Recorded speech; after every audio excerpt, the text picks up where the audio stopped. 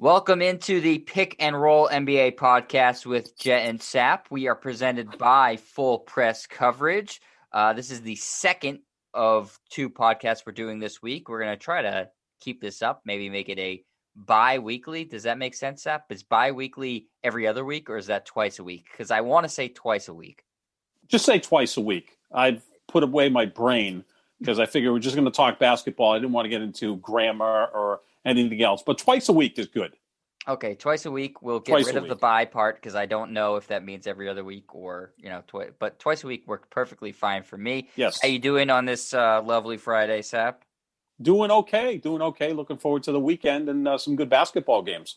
Have you ventured outside into the tundra of minus 20 degree weather? I mean, it's not negative 20, but it's below 20 degrees. It feels like Green Bay, right? No, I haven't really been out much lately, which isn't really healthy. You still got to get out even in the cold weather, but I've got some plans for tomorrow and Sunday, so I'll rejoin civilization at that point. But been kind of hunkered down, doing some work from home. And what happens is when I'm home, I tend to eat more, which isn't good. And then when you eat more, you get less exercise, which is doubly bad. So I got to get out of this little slump I'm in, but just counting down the days till we start to see nicer weather. I mean, clearly you're a busy guy because we had to find time for this podcast today, and I said we could do it tomorrow, and you said no, just roundly rejected me. You're clearly busy, very busy tomorrow. I am. I've got to get fit for tuxedos for a wedding I'm going to be in. Oh, that's a good reason to be busy. Which is going to be exciting. Yep.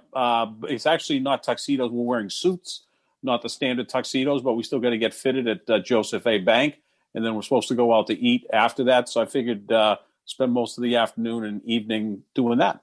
Will you be eating in the new suit is the question. No. The wedding's not for another 3-4 months away. So this is just the first fitting.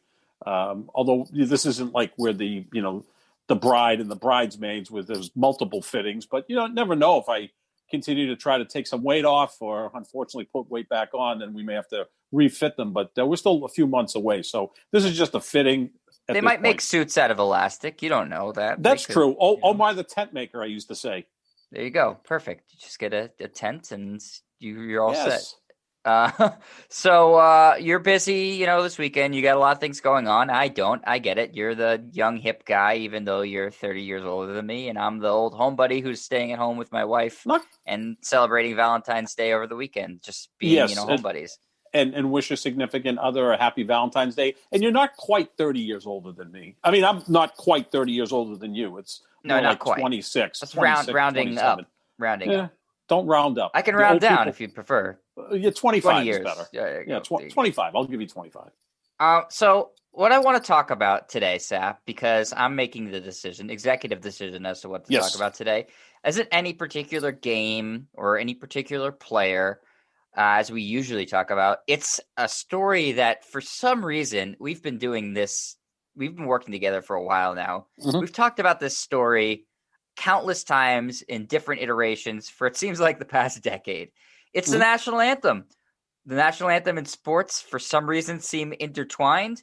Why? I'm not quite sure, but it's reared its head again. And the NBA is now the league facing a national anthem controversy. Usually it's the NFL, but this time it is the National Basketball Association, and specifically the Dallas Mavericks. Their owner, Mark Cuban, has up until very recently said, why are we playing the national anthem before games? We're not going to play it before the games. Why bother? I don't think they're doing any fans in Dallas, though maybe they're doing limited fans in Texas. I'm not quite sure. I don't live there. But they haven't been playing the national anthem before games as you would typically expect of all North American professional sports teams do. And the league has come out and said, no, wait a minute, you have to play the national anthem before games. So now they're going back to it. Now politicians are weighing in and stuff. Sap, why are we still talking about this in 2021? Well, because this is where we're at, Jet, and it's been like this for a while. You can go back to almost 30 years ago in the NBA when Mohammed Abdul Rauf, who was originally Chris Jackson, actually played at LSU with Shaq. He was a member of the Denver Nuggets, and because of his religion, he was a Muslim. And also, he always felt that the flag represented oppression. Again, he was African American. and he would sit during the national anthem. He wouldn't stand during the national anthem, and the league started to fine him. Then they worked out a deal where he would stand, but he would cover his eyes. And that's the way he would, somewhat protest without sitting. So they kind of worked that out. And at that point, David Stern was the commissioner. We know David Stern ruled with a pretty iron fist throughout his commissionership, right? I mean, he was the one that started to fine players for not wearing the proper attire on the sidelines if they weren't playing. And, he was a pretty strong commissioner to the point where I think his power became too much so. Then he, turned things over to Adam Silver, who I think is a fantastic commissioner. But this has never really been a huge issue in the NBA. And I wonder why now, because there are no fans in the stands. And Mark Cuban, who I like Mark Cuban, right? He's kind of the outsider of the NBA. I mean, he doesn't dress like an owner. He hangs out with his team. He plays pickup basketball with them. He's kind of like the hip cool guy. And it doesn't surprise me that he's the first one that was going in this direction. I've never understood why the national anthem is played before a sporting event.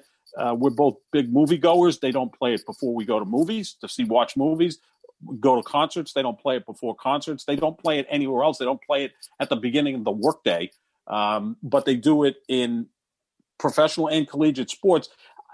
I also think that if they're going to play a song, I would, again, the compromise, why not, God Bless America or America the Beautiful, which are not quite as jingoistic as the national anthem.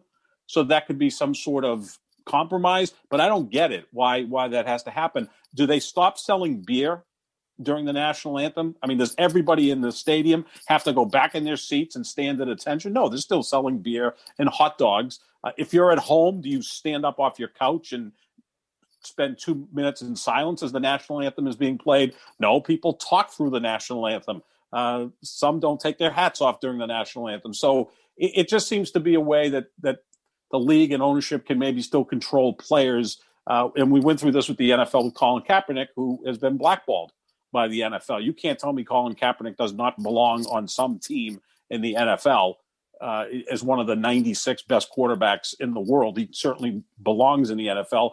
There's been moments where I'm not sure if he really wants to be playing in the NFL, that he's actually built a bigger brand doing what he's done in his protest.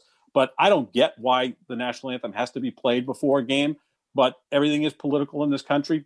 People will pick a side. You know that whether it's Rush Limbaugh, right-wing radio, Fox News, they're all saying these, ingrateful players don't want to hear the national anthem. And by the way, it's not the players. It actually was an owner, and Mark Cuban, who likes to push the envelope, who was the first that did this year. And then the commissioner kind of called him out on it. So here, I'll give you a little bit more background. So on last Tuesday, Mark Cuban said, if for whatever reason, this is when it came out. They hadn't been playing the national anthem. They'd had 10 home games thus far without fans. No one had reported that they weren't playing the national anthem. Just wasn't a story. Then for the first time, there were fans on Monday against Minnesota. Dallas is allowing 1,500 vaccinated essential workers to attend games for free. And that's when the story came out. Now, just because there haven't been fans, that doesn't mean that there's been no players or obviously referees, coaches, game day workers. And for whatever reason, this has been kept a secret, I guess, for the first few months of the season. And now it's a story. At the time, when this first story first came out early in the week, NBA spokesperson Tim Frank said, under the unique circumstances of this season, teams are permitted to run their pregame operations as they see fit. Mark Cuban saw fit for the pregame operations to not include the national anthem. Now, almost immediately after that became, the conservative media and a lot of people on Twitter and social media said, how dare this team not play the national anthem before their games? This is basically treasonous as far as they're concerned. So the NBA decided to make a rare capitulation, I guess, to the what's the opposite of the woke mob, the unwoke mob, the conservative media, and said basically you have to play the national anthem. You have no choice. That's part of our league rules. Play the national anthem. So the Mavericks are going to resume doing that. I think that the NBA has pleased essentially nobody by doing this. The people who were pro national anthem said, well, discipline them. Don't just say they have to play it. And the people who are saying, why are you playing it, are saying, the NBA, you're Adam Silver, you're overstepping. So the NBA losing on all fronts, in my mind there. I don't see that they have appealed to anybody on either side of the argument. But like you said, Sap, the kind of the whole question goes to, why do we do it anyways? It never really made sense to me. If an alien were to come from outer space tomorrow and you asked somebody on the street, an avid sports fan, somebody who goes to a ton of games, hey, why do you play this before the games? There's no way they would come up with the answer because there's no real logical answer for it. It's great to be patriotic. It's, great to love your country. I'm not saying don't do that, but what do the national anthem and sports have to do with one another? There's no real correlation between the two. Yeah, I can kind of buy it a little bit, say, in the World Cup, Italy's playing Mexico. So you play the Italian national anthem and the Mexican national anthem beforehand. You're representing your country. Team. I can see that, right? Or even in the Olympics a little bit, you win the gold medal, they play your national anthem. That's a pretty cool moment. Again, the song is jingoistic and it's violent. America the Beautiful or America the Beautiful or God Bless America. God Bless America, yeah. The other one. Those two songs would just be, they're a little bit more, they're a little softer, shall we say. You're not wrong. I'm just saying, but why any But what's the point of any of this? Sure, I totally agree with you. Look, I remember when Cedric Maxwell was playing with the Celtics in the late 70s and early 80s. I actually was there for many, many home games. I was freelancing for ESPN at the time. And Maxwell, before the national anthem, would run to the locker room. No one really brought up what he was doing. And later he said, look, I went to the bathroom. I get very nervous before a game. I mean, Bill Russell, when he was playing, I'm not even sure if they were playing the national anthem then, said that he always threw up before a game, whether it was a regular season game or a playoff game. So every player kind of handles things differently. I think Tom Brady just threw up during a parade, not during a game. That's a knee injury. He was wobbly because of a kney injury. He was wobbly from a lot nothing of the, to do with drinking. The painkillers. God bless him, and I support him 100%. He deserved to let loose that day. I think he garnered a lot more fans nationwide saying, hey, he looks like a real dude. He's wobbly, he's drunk, he's throwing the Lombardi trophy. He seemed more relatable then than he has been in the last 10 years. But Maxwell wasn't protesting anything. He just said, I had to go to the bathroom before the game. So, yeah, I mean, I've never understood it. Why not, if you're the Dallas Mavericks, and I give Cuban credit for this, but then he, of course, decided to back down because, do you really want to get into a fight with the commissioner? And he's been fined heavily in the past when David Stern was commissioner. But, why don't we just play the Slovenian national anthem for Luka or the Lithuanian national anthem for Porzingis? Right, again, these are all private entities that are... They can do whatever they want. And for the most part, most of their buildings are owned by the team as well. They're not publicly subsidized buildings. Right. I mean, maybe they were partially, but a large part of them, at the very least, is because the owners paid whatever it was to construct it or buy it from the previous owner, whatever. So it's not like I just don't understand why the government in any way, shape, or form of the country should be involved with the proceedings of a basketball game, football game, baseball game, hockey game, soccer game, ping pong match. It doesn't really make any sense to me. It never has. So this is what the NBA basically said. It was a quick statement. With NBA teams now in the process of welcoming fans back into arenas, all teams will play the national anthem, keeping with longstanding league policy. It has been a longstanding league policy, though despite it being a policy, they have been lenient with the players, saying, if you don't want to go out for the court, you don't want to hold your hand over your heart, kind of do whatever you want, but play the anthem is basically what they're saying. Mark Cuban, in response to it, was fine, saying, we respect and always have respected the passion people have for the anthem in our country. I've always stood for the anthem with hand over my heart, no matter where I hear it played. But we also hear the voices of those who do not feel the anthem represents them. We feel they also need to be respected and heard because they have not been heard. The hope is that those who feel passionate about the anthem being played will be just as passionate in listening to those who do not feel it represents them. Now, we both know that is a pipe dream. That's never going to happen, that people will feel equally as passionate about that. It's a nice thought. but it's not going to happen. People are far too dug in at this point, unfortunately. So the issue, I guess, going forward is when there's a new CBA or in the offseason, is the NBA going to address this with their players and ultimately get rid of the national anthem before games? I don't think so, only because it didn't seem to be a player's issue. It was Mark Cuban who decided not to play the national anthem. I don't think the players necessarily have a problem with it because it's never been an issue before. Because unlike the NFL, the league, the NBA works better with its players than they do in the NFL. Throughout the bubble with Black Lives Matter, the league was in total support. So I think that because there's a much better relationship between the players and the commissioner in the NBA as compared to the NFL, that this didn't seem to be that big a deal for the players, that they're fine with standing there for the national anthem because they know that if they need to go to Commissioner Silver, that they can go to him with other issues that they're concerned with. Whereas with the NFL, it's kind of like, shoved down your throat, which I don't think really sits well with the players. And also the fact that, NBA players' contracts are guaranteed. They more or less run the league, or at least they're really partners with the owners and the commissioner, whereas in the NFL, there's a lot of contracts that aren't guaranteed or a lot of the money's not guaranteed. So, it's just a different sport, a different vibe of that. I just remember, too, in 2017, when this was a huge issue with the NFL, I remember they would play the national anthem, and they had a giant American flag that pretty much covered the entire field. It was like 300 feet wide, 150 feet. One time, Brandon Whedon got lost underneath it. It was just enormous, right? And this happened in Kansas City. So they play the national anthem, and then there was a picture of what they did with the flag.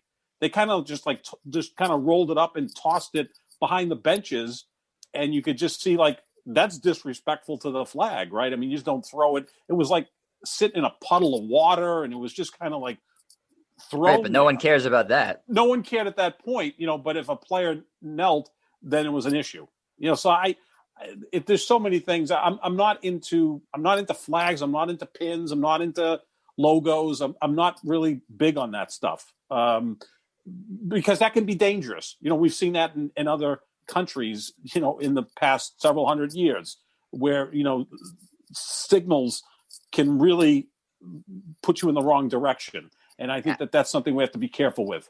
I'm glad you mentioned that, Sap, because it plays perfectly into what I wanted to ask you right now, which is obviously with any anthem controversy, politicians are going to, use it to their whatever they think is their advantage. And here comes on cue, Texas Lieutenant Governor, who has already made a lot of noise for himself. I believe he was the same man who said, let old people die of COVID. We're going to keep this country open. Dan Patrick is his name. Here's what Dan Patrick has in store for us today, Sap.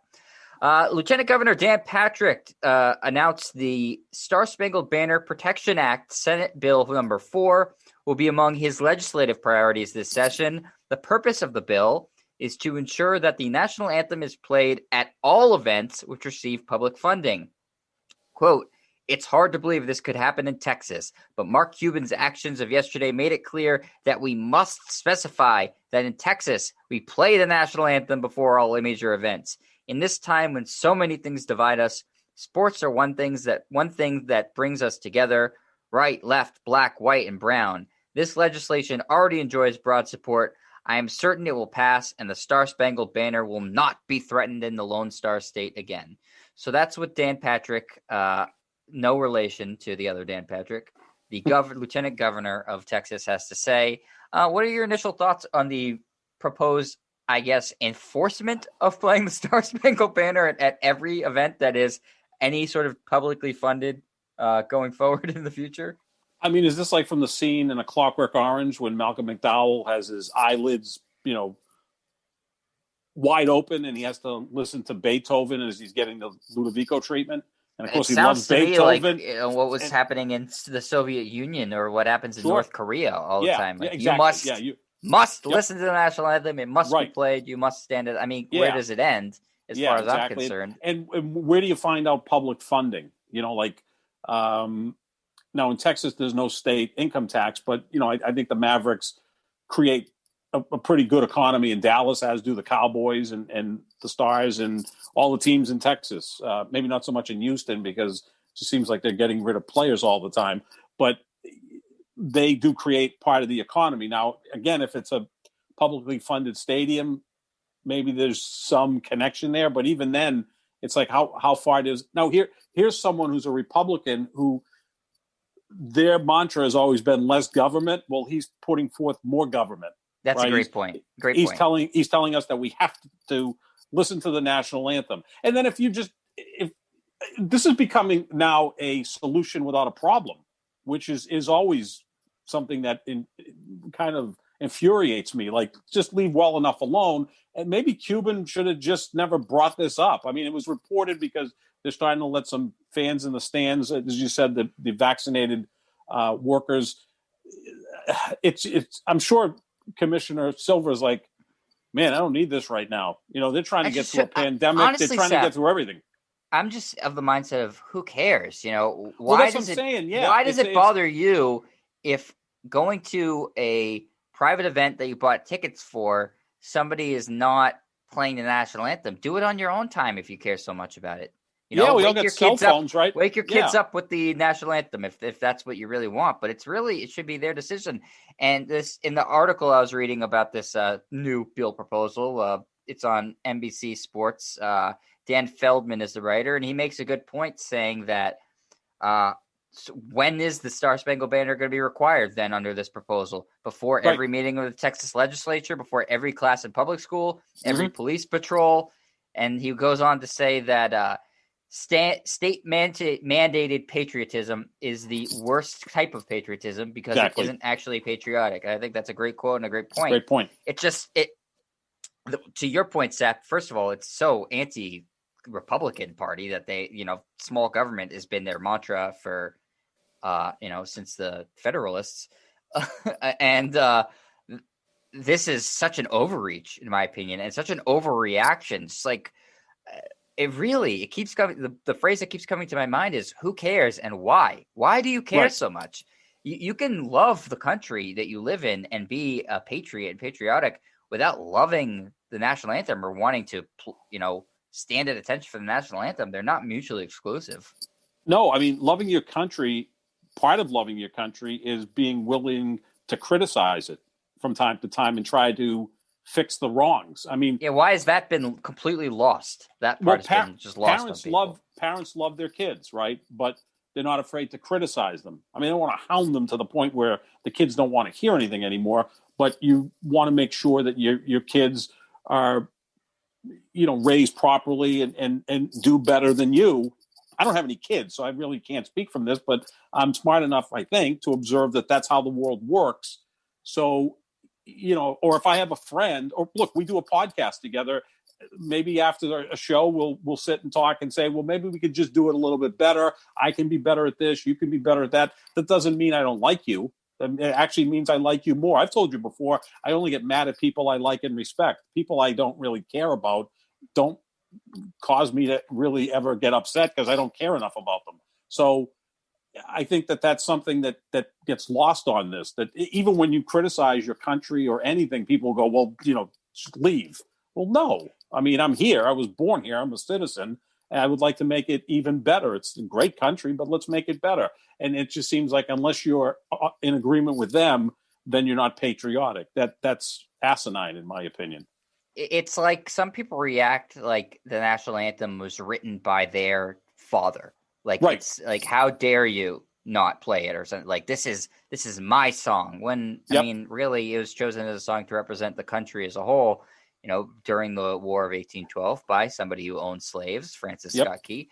A lot of people feel like it doesn't represent them and it's not representative of the country they want to see. And that's fine. It's not the word of God. It's the word of a guy who was sitting watching explosions in Baltimore. Right. Yeah. So, I mean, it's really amazing how canonized this song has gotten and how political it's gotten. And, Donald Trump used it as a dog whistle somewhat successfully, especially when he was running for president the first time, to get people to rally to his cause. And just this guy Dan Patrick is trying to replicate the same thing and invoking that sports is something unite us and is something that unites us, so we should sing the national anthem. That seems very counterintuitive to me. If it's clearly a topic, you'd have to be very ignorant to think that everybody's on board with loving the national anthem before sports, and that it's just like a select few people who don't. I mean, it's pretty divided right now. And to think that, hey, you know what will unite us? Making sure everybody plays it because they're legally required to.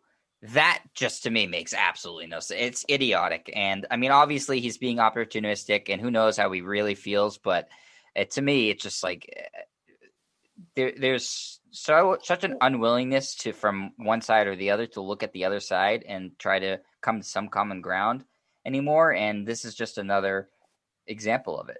It also may be a stretch here, Jet, but let's say that there's a Japanese person. This would work in baseball, not so much in football or basketball, but just even in baseball. Let's say there's Japanese players who may have lost their great-grandparents during World War II, or during the bombings in Japan, that ended World War II, essentially. How would they feel about the United States national anthem? I don't think they would have the same feelings for that as, say, someone whose grandparents fought in World War II for the United States. So, I mean, again, that's a stretch. But my point being, if they're standing on the diamond or at the head of their dugout and they're hearing the national anthem and they think, well, yeah, my great-grandfather was killed during World War II by Americans, or my town was obliterated by the nuclear bomb. So the song doesn't mean the same to everyone, even Americans. And certainly we know that people, minorities, are feel differently about this song than people in power. And so I think you have to realize that that song doesn't mean the same thing to everyone. And right. Again, and that's why I would go with those, without loving the song. At the end of the day, it's just a song. I mean, it's just a song. Exactly. Let's play "Born to Run" before. They're not wiping their asses with the flag. I mean, that's what some people look at it like, and it's not the same thing at all. Yeah, that was in Kansas City when they took the 300 by 150 foot flag and just rolled it and threw it in the puddle. I've tweeted the picture out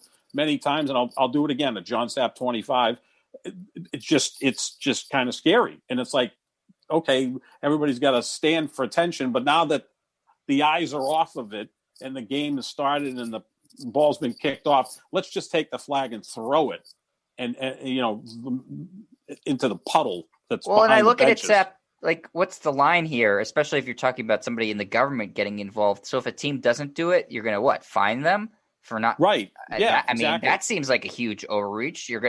You as the government are going to fine a private entity, the Dallas Mavericks, for not playing the national anthem.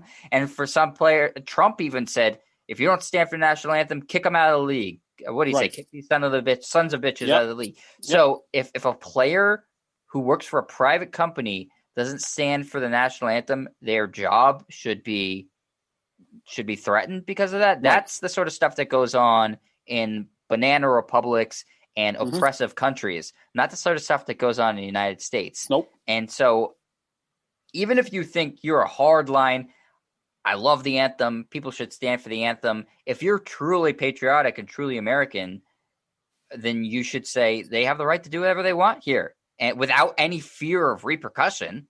Right. Exactly. Yeah. I mean, if they choose to play it, go right ahead. If not, that's their prerogative. But again, I think it became this solution without a problem because the league seems to be in pretty good shape with this. I think the commissioner has essentially said, let's do this. And then we'll discuss other, concerns that you have. And the commissioner and the players work well together. It's just, let's just kind of punt on this. It doesn't seem to be that big an issue. Mark Cuban, as he wanted to do, put himself in the forefront of this. And now he's back down, and it's just kind of a discussion, as you said, is like, who cares? And again, if you want to play the national anthem, fine. But, everybody at home, stand at attention, remain silent, close the beer stands, close the concession stands during the playing of the national anthem. Everybody had better be in their seat. And as soon as the song starts to play, everybody better stand up and put their hand over the heart. Is that where we want to get to? That's an authoritarian society, which I don't think the United States was founded on that. nor should it be. Yeah, I completely agree. So what's the end game here, Sap? Do you see that at 10 years from now, are we still talking about controversies with the national anthem? Probably. It will happen again. I mean, why wouldn't it? It's the story that will never die. Well, I mean, it had happened 30 years ago in the NBA with Mahmoud Abdul-Rauf, and they resolved the issue.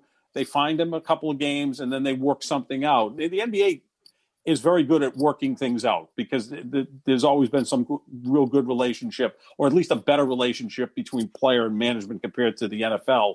So, yeah, I'm sure 10 years from now, there'll be something else going on that will have people, picking sides and getting heated over something that really isn't that big a deal. Yeah. Well, I am not looking forward to the next conversation we have about this, but I am also prepared for the next conversation we're having about this because I'll be saying pretty much the exact same thing as I have been saying. I mean, we did many shows on this on Herald Radio when it was happening in the NFL, and I'm pretty sure we said the exact same thing. So it'll continue to be frustrating, but that's sort of the world we live in right now. So before we get out, Sap, of this Friday edition of the Pick and Roll NBA podcast, let's do our top 5. Sap, do you want to kick us off, or do you want me to kick us off? I'll kick us off. Absolutely. All right, go for it. In descending order. Descending order. Okay. Yes. Okay. Yeah. So we'll go number 5. I've got the Milwaukee Bucks. Number 4, the Philadelphia 76ers. Number 3, the Utah Jazz. Number 2, the LA Clippers. Number 1, the LA Lakers. The Lakers trail Utah by a small margin for the best record in the NBA. But what they've been able to do with Anthony Davis missing games and doing some load management is pretty impressive. The thing about the Lakers, keep playing overtime games? They do keep playing overtime games. Well, Skip Bayless's theory is LeBron wants to play all these overtime games because he's chasing Kareem Abdul-Jabbar as the all-time leading scorer. So the extra 5 or 10 minutes. That kind of sounds like a point-shaving accusation to me. It does sound it, right? Yeah, just bet against the Lakers, but LeBron will get the win for you. Yeah, I mean, they're kind of playing down to their opponents, but they're also playing without Anthony Davis. So, they're trying to fight through this. And this is just a really strange season. We've said this a million times with the schedules and so forth. And when you look at the NBA standings, there's only 4 games separating the 6th best team, which as of today is Phoenix, and the 20th best team, which is the Pelicans. So 6th to 20th in the NBA, that's 15 teams, are separated by 4 games. And we're approaching 35, 40% of the schedule. This isn't like the first 3 weeks. So you can see that there's a huge middle class in the NBA. And even those 5 teams that I have at my top 5 all have some sort of weaknesses that they're going to have to fight through. I think the Lakers need some size up front. They're missing Dwight Howard, who's now with Atlanta. JaVale McGee is no longer there. I think Marc Gasol looks calcified unless he's just, getting ready for the playoffs and doing load management while he's on the court. The Clippers still, we don't know what they're going to do in the postseason. Utah is the team that gets the most out of its talent. The whole is greater than the sum of their parts, and I could see them being a second round casualty in the playoffs because, they get the most out of what they have, but what's their ceiling? The 76ers look good, but is Embiid going to last the season? And the Bucks don't seem to know how to close out games. So even the top 5 teams that we have there have some question marks. And then there's a bunch of teams that are pretty close. So I think it's going to be a fascinating season in postseason. And a lot of it has to do that it was a short off season for some teams and a really long off season for others.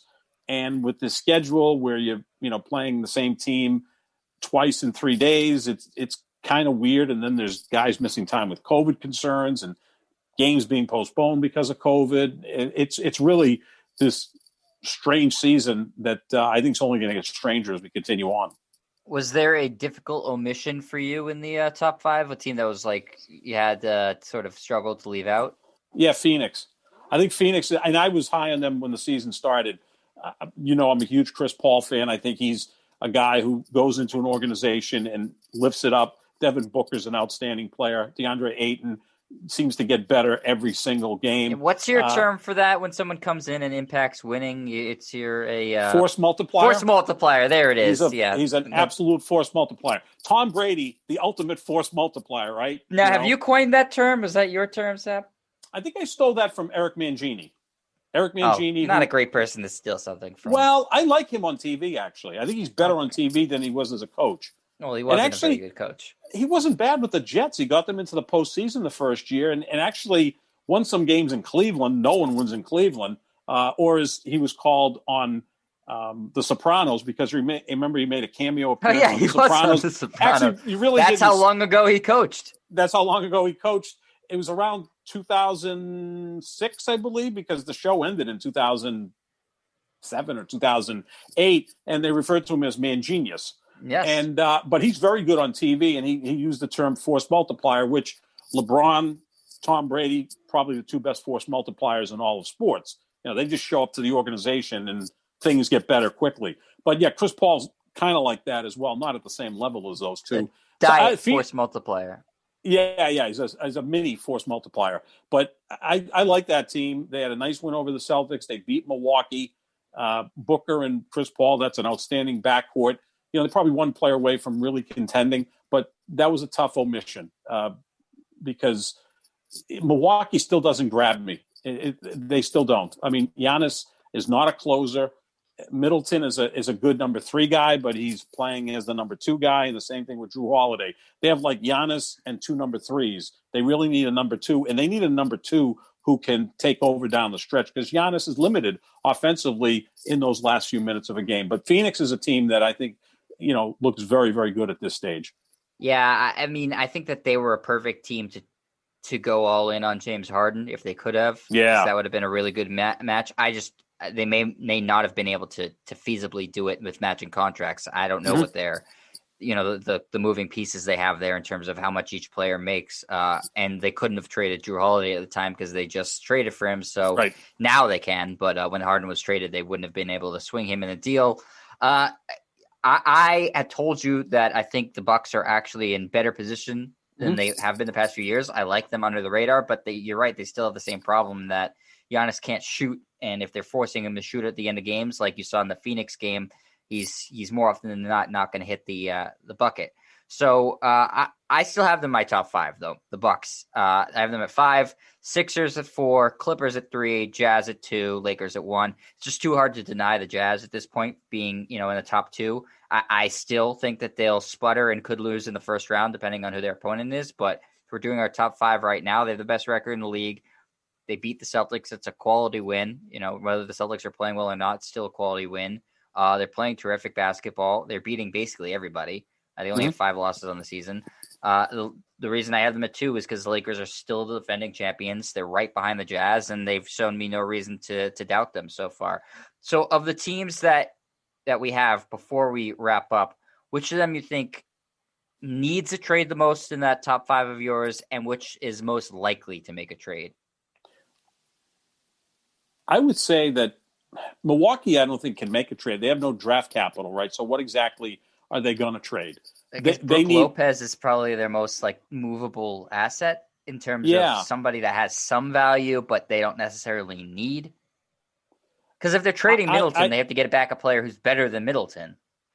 Right. And Middleton is actually having a fantastic year, right? He's a 50, 40, 90 guy. Maybe he needs to shoot more. Maybe he should be the guy they go to at the end of the game. Peyton Pritchard is your Oregon brother is doing quite well for the Celtics. I think that the Lakers are actually the team that needs to make a move. They need help at center, which is odd to say because one of the best qualities of that team last year was their sheer size. They would come out on the court with LeBron at the point, Davis at the 4, McGee and Dwight Howard splitting the 5. It was like this huge team that played defense.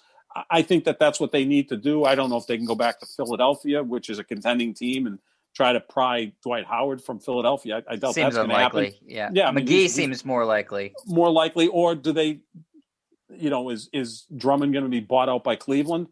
And can they possibly work that with some sort of exception? I don't know. You're more of a cap guy than I am. If they buy him out, they can sign him for whatever they want. Right. So that could be an option because I think eventually Cleveland probably will do that with Drummond. And now he could go to the Nets, who could use another player, or he could go to the Lakers, who need another player. I think the Clippers, their roster seems to be fine, I just don't know if it's going to work together.